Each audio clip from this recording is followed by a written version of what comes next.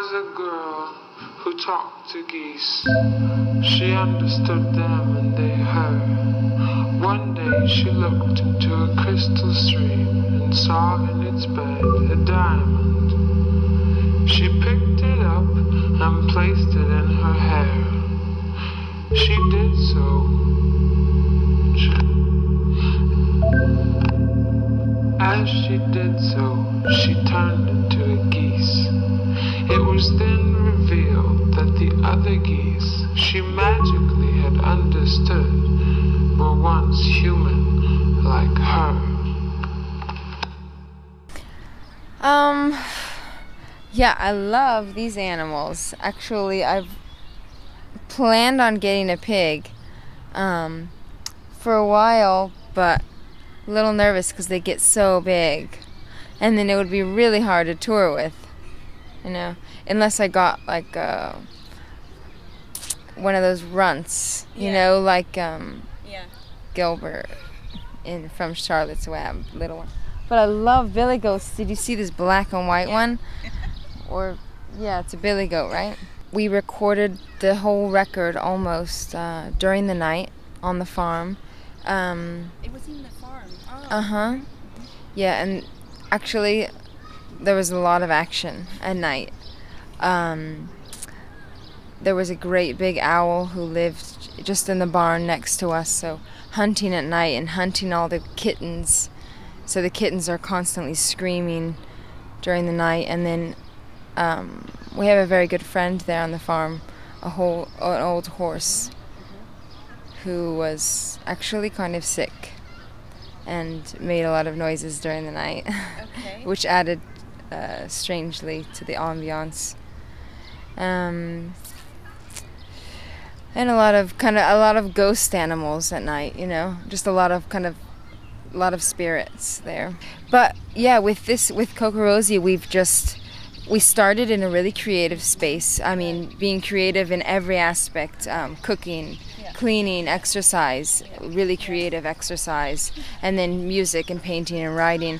And we've tried to take on everything that's come with this project, the success even, and press work, everything. We've tried to take it on in a creative way.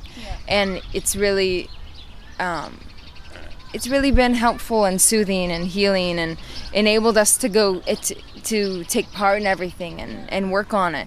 You know, as long as we stay true to ourselves and are thinking in a creative way, you know, whenever we're giving interviews or whenever we're thinking about ourselves or whenever we're working on music or getting dressed for a show, or, you know, just to keep that you know, kind of like third eye, right, that it's part of yourself, just to keep it open. And to keep yourself vulnerable. You know, I think it's really challenging, but it's been really cool. Okay.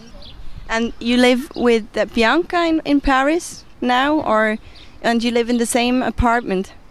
How close are you? I mean, are you just doing music together, or do you cook together? You do everything together, or how close is your relation? Yeah, we do pretty much everything together. It's been interesting with this project. We've been really close, and in the moments when we take space from each other, it's hard, actually. It's kind of disturbing. It's like, so finally we've just surrendered to just doing everything together, and who knows what will happen, but at the moment we've been together, you know.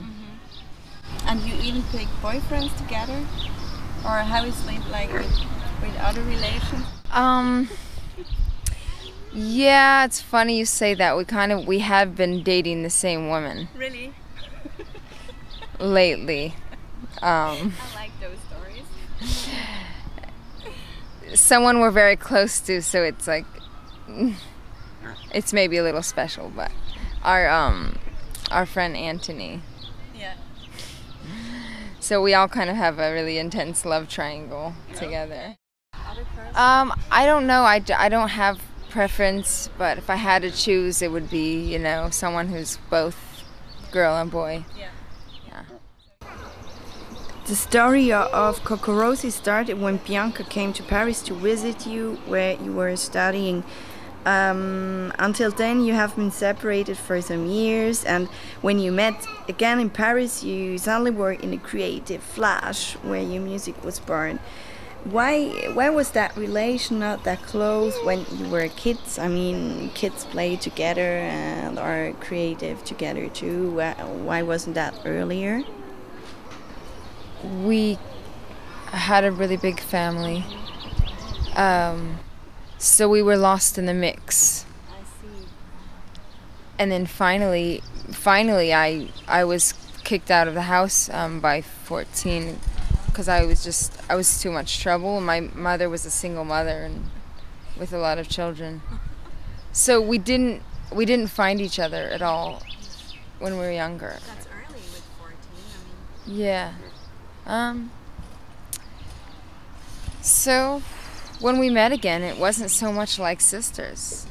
It was like a new relationship. It was like a new special relationship, but it didn't feel really like sisters. Yeah. So it was very romantic and different. Yeah. You felt even in love with her, like in a way. Yeah, sure, Yeah. definitely. Yeah. Very in love. Yeah. Obsessed, and we just never left. Yeah. Especially right in that first year, 2 years, we just never left each other's side. But we didn't have that sisterly feeling so much, you know. It was unique. Yeah.